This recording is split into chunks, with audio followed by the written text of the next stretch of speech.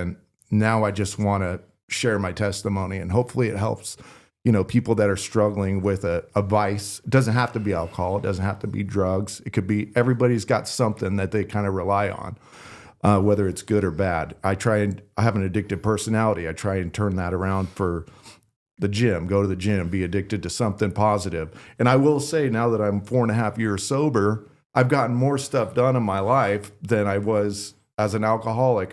I've gotten so much done in my life that it's like, wow, when you are not cloudy headed, or fog headed, you can get things done in this life. I wish I would have learned that earlier. And what was the date again? Of 6/12/2020.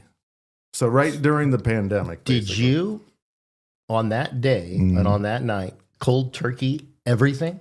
So that's why when people say, oh, I'm an Uber driver and I drive people around to bars and stuff. And I've talked to some people that have tried to quit or that are sober now. And they ask me, oh, you go to AA, or how'd you do it? And I always share with them, I tried to quit on my own. I couldn't do it because, like we talked about, if you do it cold turkey, you could kill yourself. Yes. And, but God, and I want to make sure that I give Jesus Christ the full credit, he delivered me.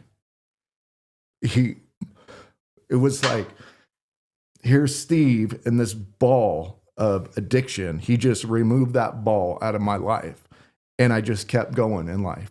And so I want to make sure that people know that it wasn't a program. It wasn't a 3-week detox or whatever. God delivered me. And I agree with most of the things that AA teaches. Mm-hmm. It's a great organization.